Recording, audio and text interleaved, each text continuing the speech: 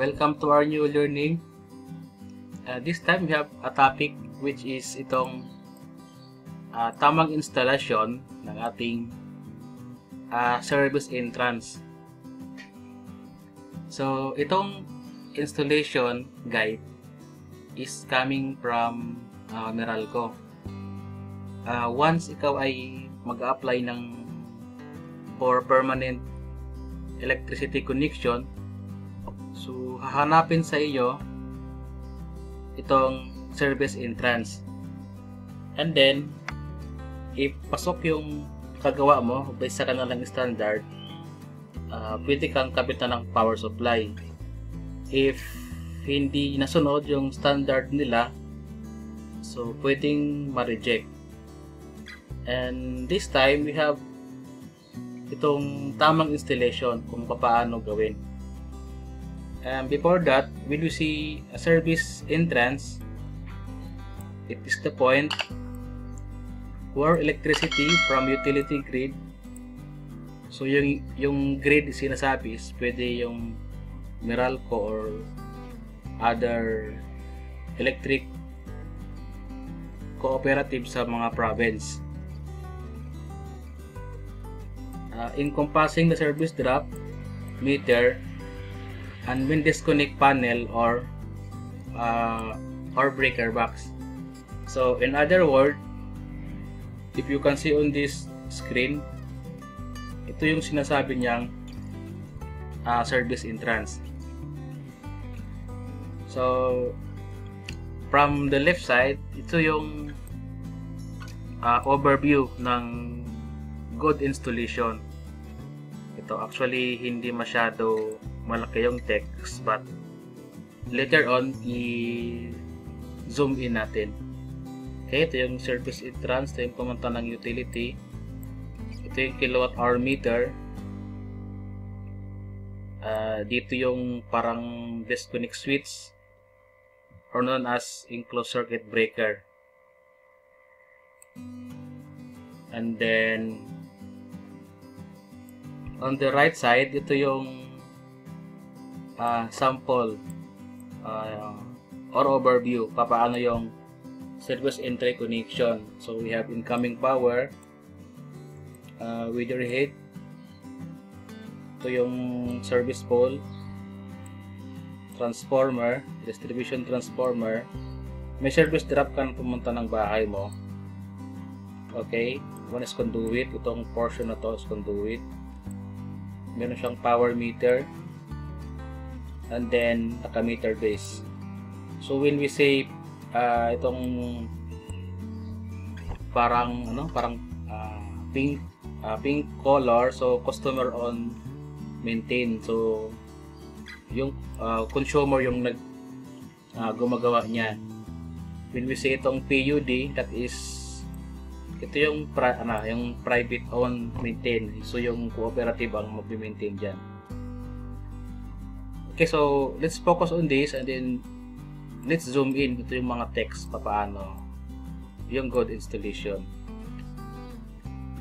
Okay, so let's zoom in itong portion na to, coming from here up to this one. So this one, service entrance pole, ito na yon. Kung service entrance pole ang gamit, dapat gawa ito sa simento or solid na kahoy, minimum 6 feet by 6 feet. Hindi pinapayagan ang paggamit ng coco lumber at tagpi-tagpi na kahoy. So actually itong service entrance pole, ang term niya is electric pedestal. Most commonly ginagamit is concrete. Itong sinasabing solid na kahoy, I don't know if nakakita na ko yan. For me, hindi pa ako nakagawa niyan. Most commonly is solid or concrete. Next is this one. So ikabit ang service drop o attachment sa pader o service entrance pole. Lagyan ng clearance na hindi bababa ng 1 meter mula sa bintana, pintuan, at iba pang mga kuwang sa pader. Ayan. Service drop attachment. So, pwede ka dito yung parang excess ng wire coming from utility para hindi masyado mahila or magsag. Pwede ka dyan kumabit. Next is this one, itong portion na to. That is, ikabit ang weather header cap. So, weather header means to say, if merong possible na ulan, so hindi papasok yung tubig. And then, next is ito. Ikabit ang third wire, grounded service conductor, na puti or gray. And then, lagyan ng permanenteng kulay na puti o gray ang wire. So, ito yung grounded service conductor. Ito, portion na to. And then, next is this drip loop. So, yung drip loop, ito yung parang naka-loop na wire. So, at least may haba na 24 inches, 0.6 meter. Next is this one. Okay, so ikabit ang U-clamp. So, ito yung U-clamp. Nakakabit sa conduit para hindi matanggal. O katumbas na pangkabit na hindi hihigit sa 2.5 feet o 760 mm bawat pagitan. So yung clearance between ng dalawa hindi hihigit or lalagpas ng 760 mm. Next is this one. Sorry. Ito. So, line side conduit. So, gumagamit lamang ng REC. So, when we see REC, ito yung metal conduit. Bawal ang GI, PVC at ibang plastic. So, pag REC, bakal, hindi madali masira. Next is this one. Ikabit ang ilapat ang meter base, hindi tabingi o baliktad ang pagkalagay nito. So, be careful of that. Ito yung meter base, ito yung picture na to. And then, this one. Ikabit ang load side conduit. It's either REC, PVC, or BX sa meter base. Nagamit lamang ang tamang fittings. So, on this portion, ito yung line side. And this one is the load side. Then, after that, on this portion. So, itong service equipment, so required maglagay ng service equipment o circuit breaker or safety switch sa service entrance pole kung ang layo ng protective device sa unit ng customer ay hihigit sa 50 feet or 15 meters. So, 15 meters yung bahay mo malayo doon sa mismong pole, so meron kang dapat circuit breaker or known as safety switch. Itong portion na to. And then next, this one, ikabit ang grounded service conductor sa ground terminal bus ng service equipment. So, lagyan mo ng grounding. Next, mula sa ground terminal bus, ito na yon, magkabit ng grounding electrode conductor papunta sa ground rod. So, yung grounding electrode conductor, ito na yung wire o grounding wire mo. Ito yung pumunta ng ground rod. Ito. Next is ipasok ang grounding electrode conductors sa loob ng RMC o PVC pipe. And then, kabitan ng U-clamp o katumbas na pangkabit. Next, ikabit ang grounding electrode conductor sa ground rod gamit ang ground clamp. And then, ibaon sa lupa ang ground rod na may bilog na 5'8" diameter at haba na 8 feet. 16 mm diameter by 2.4 meters. Yung haba ng rod na to is 2.4 meters. Gumamit lamang ng hot dip galvanized steel rod o copper coated. Ito yung tips, ito yung hahanapin ng inyong instalasyon, yung mga may marka. Ito yung Meralco yung Meralco parang crew. So if yung installation mo is nakasunod sa kanilang guideline, so pwede kang payagang lagyan ng power supply. And then next we have itong portion na to, ito na yung detailed ng merong pundasyon together with the connection nitong ating upper portion ng pedestal. So yung width niya is 150 mm. And then ang size ng service wire ay ayon sa dami ng load at based sa itinalaga ng Philippine Electrical Code. So yung size ng wire na to, hindi ka basta-basta maglagay, which based doon sa load schedule na ginawa mo. And then alamin sa business center engineer kung aling tagiliran ng poste ang lalagyan ng tagusang butas. So ito, meron siyang 18 mm, ito yung hole. And then 0.6 mm yung minimum na drip loop. So in this portion, ito na yon yung pinakita natin. Next is itong sa middle. On this portion, na-zoom in natin, ito na yung output.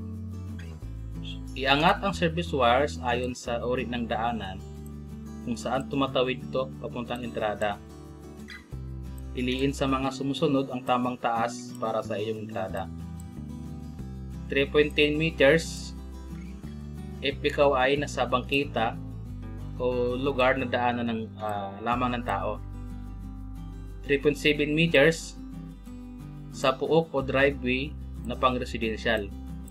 Commercial na lugar, hindi daanan ng truck. 5.5 meters sa pang-publikong kalsada, iskinita, o lugar na daanan ng truck at non-residential driveway.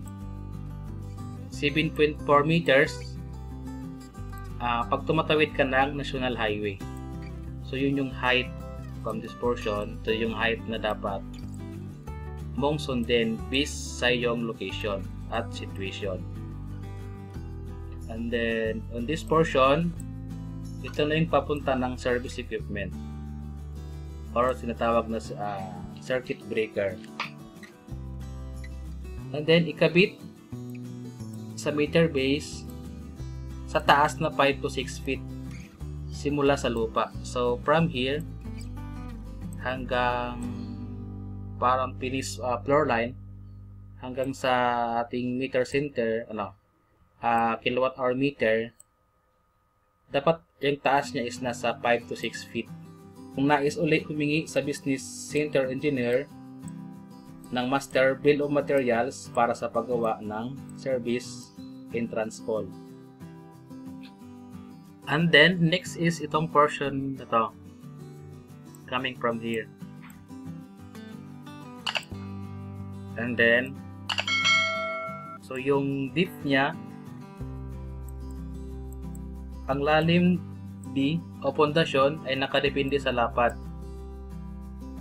width at taba na thickness nito, na dapat ay makayanan nito ang hila ng service drop na 70 kg na hindi tatabingi ang poste. Okay, so dapat may design ito para malaman yung width, depth, at saka sa thickness. So nakadepende na rin sa size ng service drop. Okay, ito na yung width, thickness, and then 75 mm dapat yung clearance. And then 5 12 mm na bars both ways, and then 10 mm diameter na stirrups at 50 rest, 200 OC. So ito yung pundasyon na dapat sundin sa iyong electric pedestal. And then to proceed, meron ding pinapayagan ang wall metering o metro sa pader ng bahay kung walang espasyo sa pagtayuan ng service entrance pole ayon sa pagsusuri at rekomendasyon ng field representative. So before yung mural ko maglagay ng power supply, so meron siyang parang field engineer na to check yung site condition at saka yung location. Next, hindi lalampas ng 30 meters ang layo mula sa secondary low voltage facility hanggang sa paglalagyan ng meter base. And then, madaling puntahan ng meter reader ang metro sa kahit anong oras na walang sasagabal sa kanya. Sa pagtawid ng service drop, may clearance ito mula sa bubong, bintana, pintuan at iba pang puwang sa pader na hindi bababa sa 1 metro. So if you see on this parang layout, yung ating service entrance is nakadikit na siya sa wall ng bahay. So ito na yung number 1 na parang condition. So pag walang espasyo sa pagtatayuan ng service entrance pole based sa pagsusuri ng isang field representative, siguro matikit yung sagad na yung property, possible na sa wall na nilagay. And then kung pagtatakpan nito parang hole, so para ma-maintain yung slope ng wire na hindi masyado kukurba ng ganito.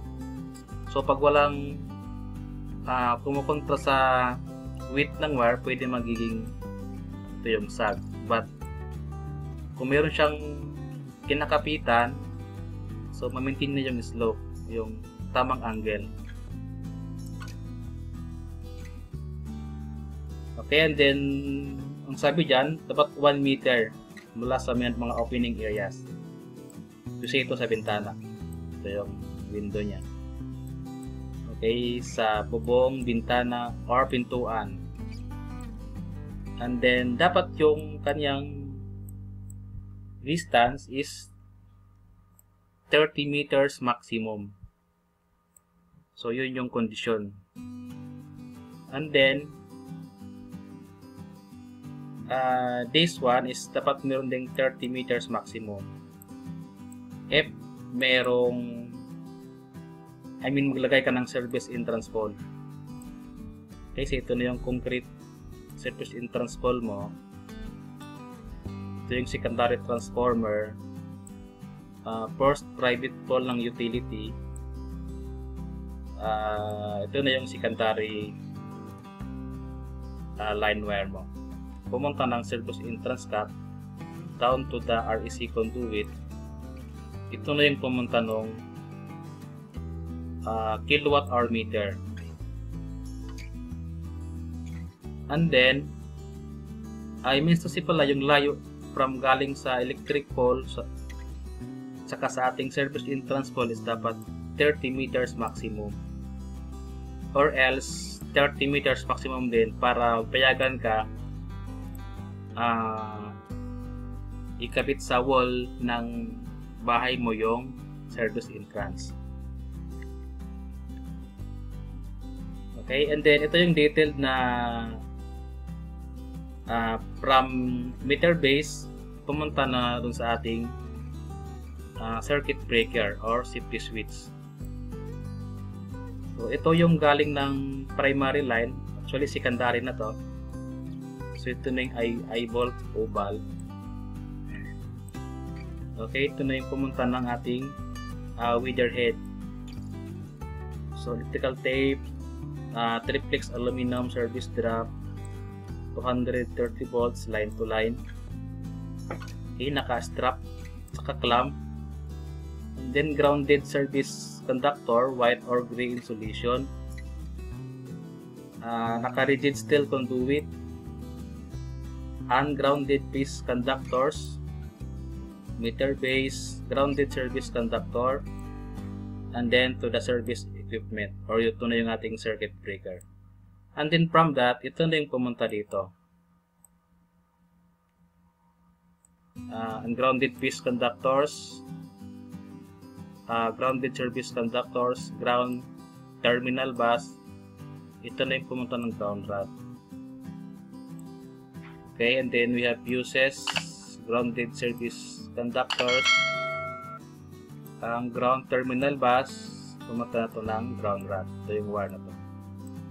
So, kung may katanungan ka, kumonsulta sa Meralco Engineers sa business center na naglilingkod sa inyong lugar. Okay, or else konsulta ka ng mga electrical practitioners para ma-maintain yung tamang installation ng service entrance mo. Okay, so we're done already sa ating kunting discussion. So a brief preview lang. So itong ating service entrance, merong standard installation na binibigay sa Meralco. Before mag-request ka ng supply ng bahay mo. So yung supply na yon is for permanent connection na. Okay, if sundod mo tong mga guidelines na to, so pwede kang bigyan ng permit para si Meralco maglagay sa iyo ng power supply. So I hope you learned a lot with this short content. Please subscribe para i-updated sa mga next videos na i-upload ko. Thank you.